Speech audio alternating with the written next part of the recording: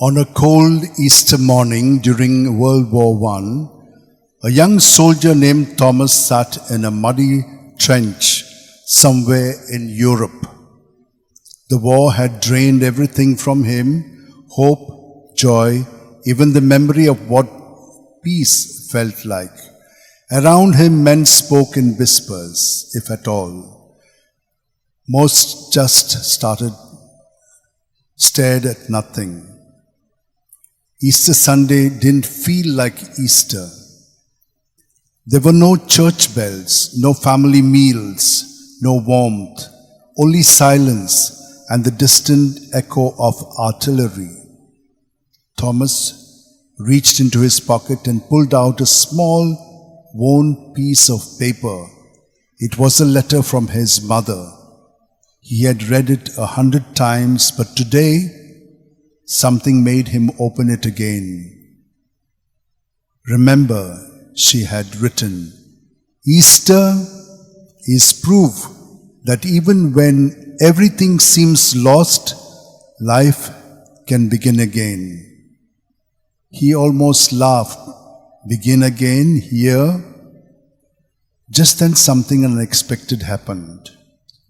From the trench across the battlefield, a place that held the enemy, came a sound, soft first, then clearer, singing. Thomas froze. The language was different, but the melody, he recognized it. It was an old Easter hymn. For a moment, no one moved. No one fired. The war itself seemed to hesitate. Then quietly, one of Thomas's fellow soldiers began to hum along. Another joined, and then Thomas, without thinking, started singing too. Two sides, one song. Enemies, divided by war, united for a brief, fragile moment by something deeper than fear. No orders were given, no treaties signed. But in that small pocket of the world, hatred loosened its grip. Humanity, long buried under mud and gunpowder, rose again. It didn't last long. War returned, as it always did. But Thomas never forgot that moment, because on that Easter morning, in the middle of destruction, he witnessed something powerful. Not just survival, resurrection. Not of bodies, but of hope, of compassion, of the quiet truth that even in humanity's darkest hours, something good can still arise. And sometimes that's where Easter lives. Not just in empty tombs, but in the moments when light dares to return where darkness thought it had already won. My dear sisters and brothers, I was looking for something to tell you. These days, we all know we are not affected by it, but there are hundreds of people who are affected by war. Do we ever feel for them? We may not. We may just be saying a few things of concern, maybe prayers. But how does it feel for you to celebrate Easter? I like a few quotes that I'd like you to listen. It's from all the popes, and how from their heart they've been able to enunciate this. At Easter, God finally reveals His glory. He takes away the last veil and astonishes us as never before. We discover, in fact, that God's glory is all love, pure love, mad and unthinkable, beyond every limit and measure. True glory is the glory of love, because it is the only one that gives life to the world. Certainly, this glory is the opposite of worldly glory, which comes when one is admired, praised, acclaimed. The glory of God, on the other hand, is paradoxical. No applause, no audience. At the center there is not the ego, but the other. The resurrection of Jesus is indeed the basis of our hope. Thanks to Christ, crucified and risen from the dead, hope does not disappoint. Pope Francis both these quotes. The Easter proclamation spreads throughout the world with the joyful song of the Alleluia. Let us sing it with our lips, and let us sing it above all with our hearts and our lives. The risen one goes before us, and he accompanies us along the paths of the world. He is our hope. He is the true peace of the world. Amen. Pope Benedict.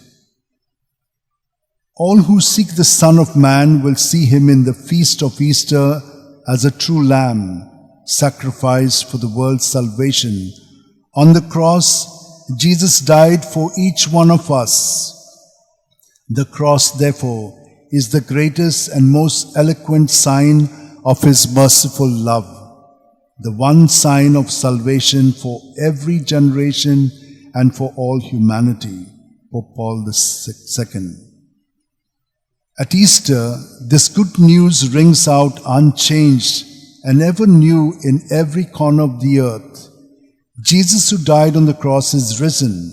He lives in glory because he has defeated the power of death.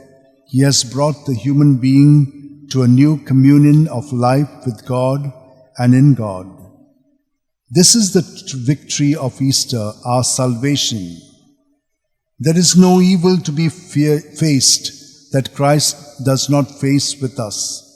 There is no enemy that Christ has not already conquered.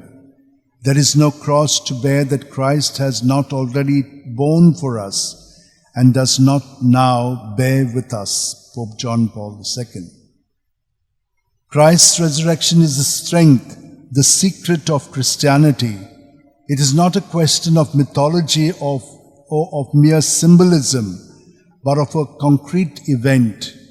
It is confirmed by sure and convincing proofs. The acceptance of this truth, although the fruit of the Holy Spirit's grace, rests at the same time on a solid historical base. On the threshold of the third millennium, the new effort to evangelize can begin only from a renewed experience of this mystery, accepted in faith and witnessed to in life. On this night of resurrection, everything begins anew. Creation regains its authentic meaning in the plan of salvation. It is like a new beginning of history and of the cosmos, because Christ is risen, the first fruits of those who have fallen asleep. Christ, the last Adam, has become a life-giving spirit. My dear sisters and brothers, I have read these to you so that you may understand the heart of Jesus in his leaders whom he has appointed. What about you and me? What is your conviction about Easter? I'd like to just say a few things. You know, when God created man, you've heard it, and he said, it was all good. Do you know that this resurrection is a new creation? He has started something new. What he did then, now he does through his Son. If you believe in him, and if you believe that he is alive, then, as the second reading of the New Testament has said, we have life in him. We are resurrected in him. This is our new life. What God had started then, made us in his own likeness and image, now he has made us in the image of his Son. Do you believe this? This has to change us. But you won't be a dynamic person. I'll tell you a story that I read that Father Anthony de Mello has given us. There was a man who had a great experience of God, and he was fired with enthusiasm. He began to preach to the whole world. And 10 years down the line, there was no one who followed whatever he said. He was disappointed when he made a whole kind of review of his life. He felt he wasted it. He said, I must not go to the whole world. Let me go to my family and relatives and friends. And he wasted another 10 years because he discovered that not even they will have what he has had. Then he began to think and said, let me live this experience of God. And if I do, then the people will know what I've said, not in words, but in my life, they will follow it. My dear sisters and brothers, what is your conviction about Easter? I would like you to reflect on it. I know that all of you do, but have your strong convictions. If you look at the first reading, as I said, a new creation had begun. But what must we do? We must not stick to our own lives, not centered on self, but centered on Him. Which means dying to self like Isaac did. Where is the lamb, Dad? You think he was not sad? He had to sacrifice his own son. And this is exactly what we see, what the Father did when He sent His Son. You think He allowed Him to suffer just like that? But He did. And He has vanquished sin forever. My dear sisters and brothers, God does the impossible. You saw this in the third reading. How could the big mass of people walk 40 years in the desert and be protected? This is impossible. All of those who are in the Arab countries will know that, how difficult it is to go in the sand and to walk for 40 years with this whole mass, with the hot sun. This is impossible.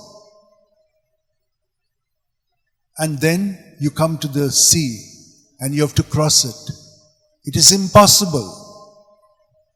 But it is possible with God. Nothing is impossible with God. All we need to do is have faith and take the leap. And when they did, it was parted and they could go across. Remember, there are many enemies of Christ in us. We are against each other, but we also have many against us. But don't be afraid, because the risen Christ is within us, and He will surely at all moments protect us. If you have that faith and if you hope in Him, then you'll experience His love. It is left up to you what you would like to do with what I have said. But I know that the Lord has also touched you because He is alive in you. Let us spend a few moments, join our hands, close our eyes, and see what convictions we each one have about this new life in Jesus, who has taken my sins and given me life, but I'm still wallowing in my old past life. This is sin itself that we are doing this. We are renewed at every moment when we confess our sins to Him. He has already set us free by His blood. Let us experience that freedom. Lord, help us.